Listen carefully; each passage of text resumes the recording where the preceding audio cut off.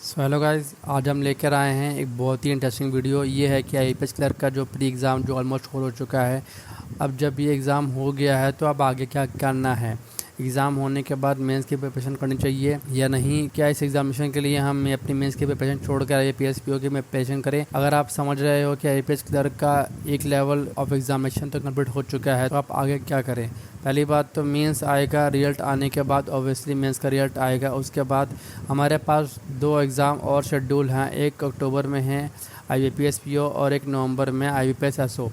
हम दोनों ही एग्जामिनेशन को टारगेट करके चलेंगे क्योंकि अगर देखा जाए तो एक लेवल ही इन दोनों का सिमिलर काइंड ऑफ देखने को ही मिलेगा। और एक और क्वेश्चन जो यहाँ पर दिमाग में आता है वो ये होता है कि क्या हमें प्रीलिम्स के बाद मेंस के एग्ज़ाम का वेट करना चाहिए। जब आएगा रिजल्ट तब मेंस की प्रिपरेशन करेंगे, तब देखेंगे जीए पढ़नी है या फिर नहीं पढ़नी है, तब देखेंगे मॉक सॉल्व करना है या नहीं। अभी भी हम बहुत पढ़ चुके हैं प्री के लिए, अब मुझको रेस्ट करना है। अगर आप ये सोच लेके चल रहे हैं ना तो आपको आगे जाके बहुत दिक्कत होगी, क्योंकि अगर आपने 4 दिन का गैप भी ले लिया, 3 दिन का गैप भी ले लिया ना, तो आपकी बॉडी ऐसी हो जाएगी कि वो वापस वो चीज़ में जाने के लिए काफ़ी रेजिस्ट करेगी। ठीक है कि नहीं यार, अभी रहने देते हैं, अभी इतनी पढ़ाई ऑलरेडी हमने पहले कर रखी है, अरे यार इतनी देर पढ़ाई नहीं हो पाएगी, अरे यार इतना पढ़ाई करी तो हमने प्री के लिए। प्री से पहले ये काम बिल्कुल भी मत करना। आपके साथ जो पढ़ाई आपने पहले दिन से रेगुलरली करी है उसी तरीके से आप लगातार अपने आप को प्रिपेयर करते जाइए। प्री का एग्ज़ाम जब आपका हुआ है तो आपको भी पता है कि आपके 85 अटैम्प्ट्स हैं, 90 अटैम्प्ट्स हैं, जहाँ पे बच्चों के पेपर और पेपर का लेवल जो है वो काफ़ी इजी आ रहा है। वहाँ पर किसी ने 60 किया है तो ऑफ कोर्स थोड़ी सी दिक्कत यहाँ पर दिख रही है ना। तो हमें पता है कि हम एग्ज़ाम देकर आए हैं कि हमारा एग्जामिनेशन किस लेवल का था और इसलिए मुझे आगे प्रिपरेशन करनी चाहिए या नहीं करनी चाहिए। एक चीज़, दूसरी चीज़, अगर आप मेंस के लिए प्रिपरेशन कर भी रहे हो तो वो प्रिपरेशन तो करनी ही है जो नवंबर में होने वाली है। अक्टूबर में होने वाला आईपीएस पीओ का एग्ज़ाम और नवंबर में होने वाला आईबीपीएस एसओ का एग्ज़ाम, इनकी प्रिपरेशन करते हुए आप ऑटोमेटिकली मेंस की प्रिपरेशन, क्लर्क मेंस की प्रिपरेशन भी करे जा रहे हैं। क्योंकि जब आप आईबीपीएस पीओ के प्रीलिम्स की बात होती है या आईबीपीएस एसओ की प्रीलिम्स की बात होती है तो प्रीलिम लेवल ऑफ एग्जामिनेशन होते हैं पीओ के, वो आईबीपीएस क्लर्क के मेंस को थोड़ा बहुत मैच कर ही जाते हैं। तो हम अगर इनकी प्रिपरेशन कर रहे हैं तो हम मेंस को लेट गो नहीं कर रहे हैं। पहली चीज़ ये बहुत ऑब्वियस है कि आप लोग अपने आप को इस चीज़ के लिए प्रिपेयर करके जाओ कि हम मेंस की प्रिपरेशन करें या ना करें। भले ही तुम्हारे 60 अटैम्प्ट हुए हैं, भले ही तुम्हारे 50-55 भी हुए हैं, तो मेंस की प्रिपरेशन नहीं करोगे लेकिन इधर की तो करोगे ना। तो हम अपनी प्रिपरेशन को रोक नहीं सकते हैं अब आने वाले टाइम के लिए, क्योंकि अभी आईबीपीएस आया है तो आगे भी प्रिपरेशन होती रहेगी, चलती रहेगी, एग्जामिनेशन आते रहेंगे।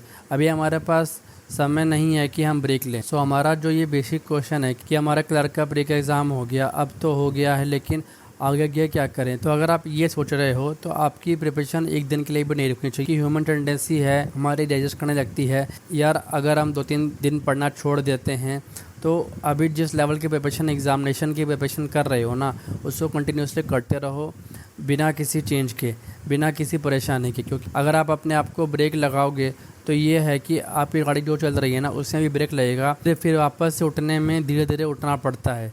इसलिए अभी मेंस की प्रिपरेशन को इस लेवल का बनाते चलो, ताकि अक्टूबर और नवंबर आने से पहले आप अपने आप को इतने अच्छे से प्रिपेयर कर लो कि किसी भी चीज़ की प्रॉब्लम ना हो।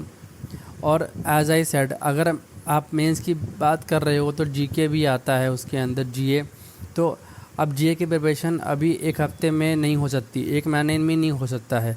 तो ऑब्वियस सी बात है हमारे लिए ये भी इम्पोर्टेंट है कि हम एग्ज़ामिनेशन के लिए जीए को भी प्रिपेयर करते चलें। प्लस जीए में आपके पास बहुत ज़्यादा समय नहीं बचा है, तो पीओ के लिए भी प्रिपरेशन करते चलो, ताकि पिछले 6 महीने के, ज़्यादा स्पेसिफिकली पिछले 3 महीने के सिलेबस वो आपके लिए काफ़ी इंपॉर्टेंट हैं। जो करंट अफेयर हैं वो आपके लिए काफ़ी इंपॉर्टेंट होते हैं। और ऑफ कोर्स इसके अलावा स्टैटिक जीके भी जो आपको पढ़ना ही है। सो ये सब चीज़ें अगर आप एक साथ लेकर चल रहे हो तो एग्ज़ामिनेशन में कोई प्रॉब्लम नहीं आएगी। बस अपने आप को ब्रेक मत देना, क्योंकि अभी वो समय नहीं है। मेंस का एग्ज़ाम दे लो आराम से, पीओ का, मेंस का भी, क्योंकि जब तक जॉब नहीं है ना पॉकेट में तब तक सारी अपॉर्चुनिटीज़, हर एग्ज़ामिनेशन आपके लिए एक अपॉर्चुनिटी है, हर एग्ज़ामिनेशन आपके लिए एक प्रिविलेज है। तो अगर आप वहाँ पर सिलेक्शन चाहते हो तो उस एक सीट की बात है, और वो एक सीट तभी आपको मिलेगी जब आपकी प्रिपरेशन रुकेगी नहीं। तो अपने आप को मोटिवेटेड रखिए और जब तक एग्ज़ामिनेशन आ रहे हैं 2024 के, सारे एग्ज़ामिनेशन देते चलिए ताकि परेशान ना हो लास्ट मोमेंट में, ठीक है।